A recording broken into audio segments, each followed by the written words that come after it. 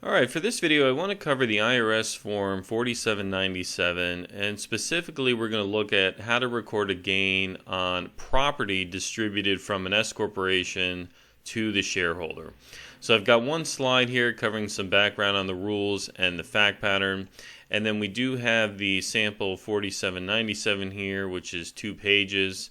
And then it's also part of the full return. So we'll go over where it's reported on the 1120S itself. We also have to have a look at some supporting statements, right? So we need to include some additional information with the return. And then ultimately, how is the K-1 impacted for the shareholder as well?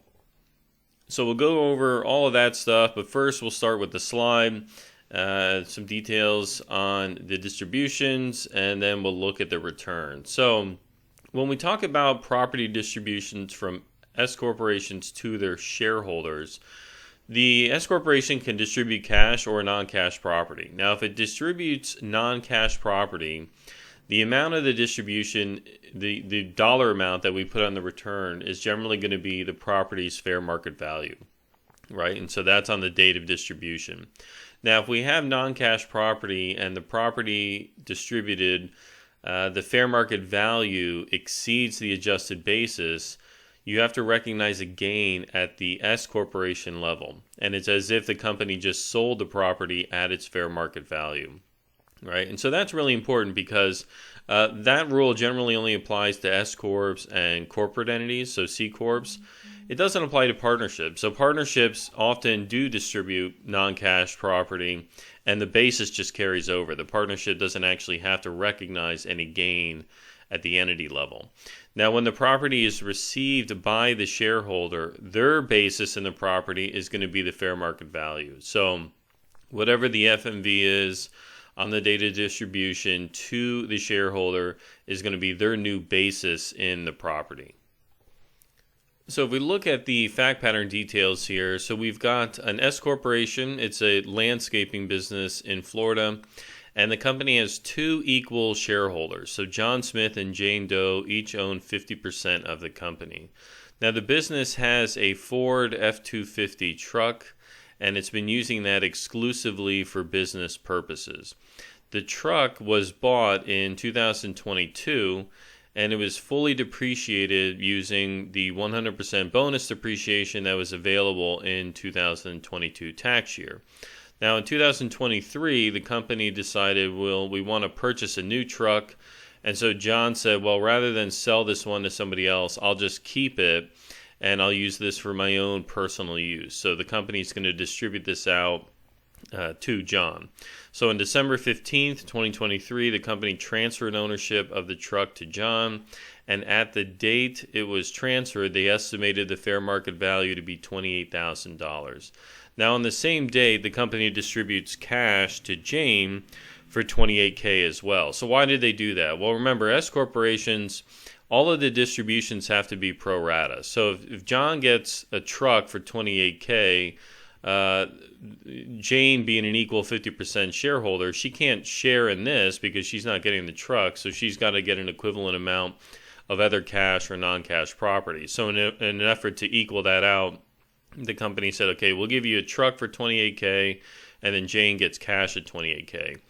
And then a couple days later, they had some extra cash, and they decided, well, we'll make another cash distribution of $2,000 each to both shareholders, right? So the summary down here illustrates all the distributions. So both John and Jane got cash during the year. John got $2,000. Jane got $30,000. John also got a $28,000 truck, so the total distributions to each is $30,000 apiece, so $60,000 total. All right, so let's have a look at the return and see how this is recorded. So we're going to start with the form 4797.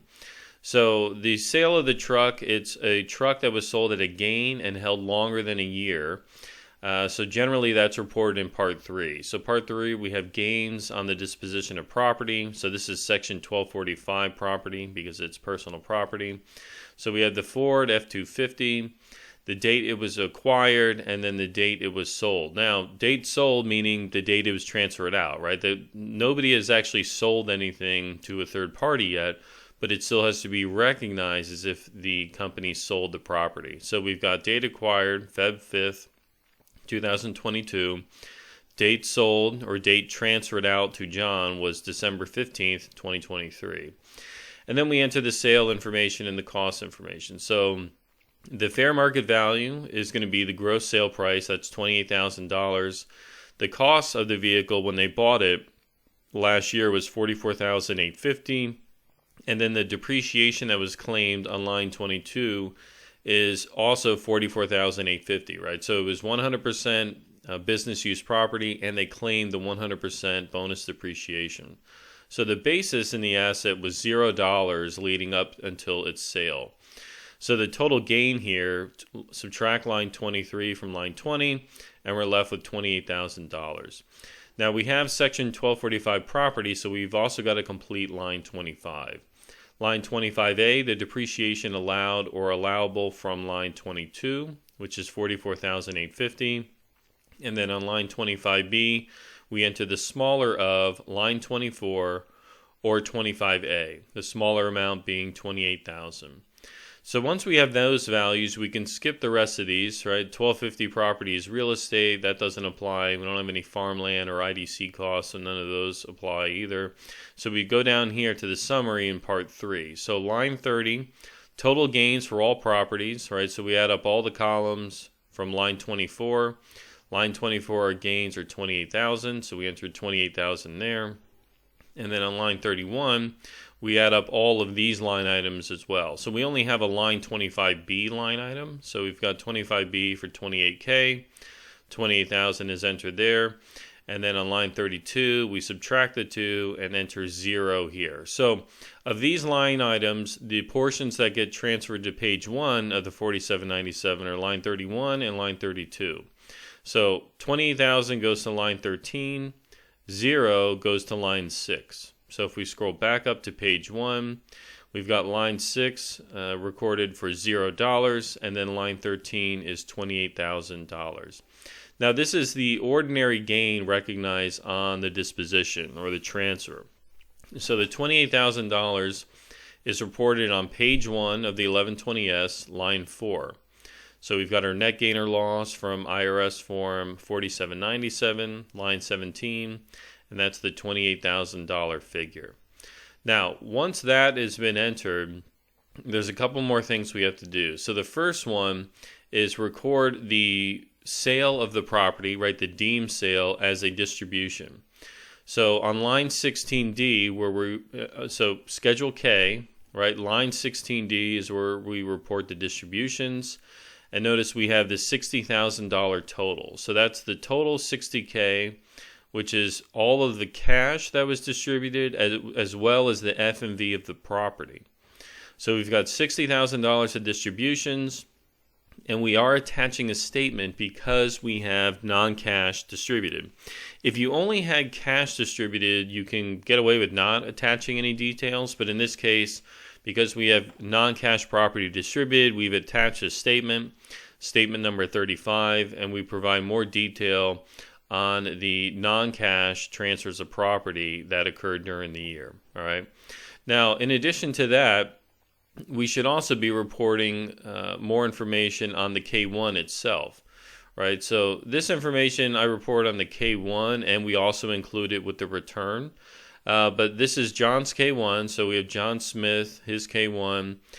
We've got the line 16D items, so 16D are distributions. We can see it's a $30,000 figure there, but we provide more detail with the return and with the K-1 going to John on what comprises that amount. So we have supplemental detail here on line 16D.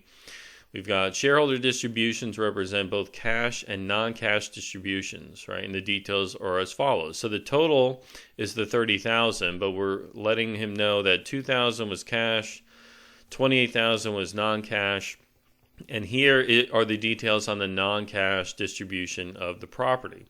So we've got the Ford F-250 truck. The date it was acquired was February 5th, 2022. The date the property was distributed to the shareholder, December 15th. The fair market value on the date of distribution. The corporation's basis in the property was 0.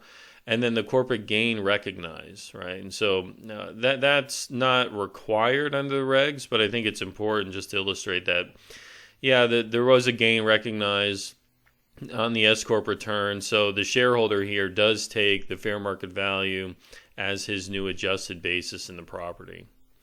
All right, and so on the K-1 for Jane, she doesn't need that detail, right? So her line 16D item is $30,000, and that's all cash, right? So she didn't receive any property distributed, so she doesn't need any additional footnotes there to let her know that, well, that is just cash property.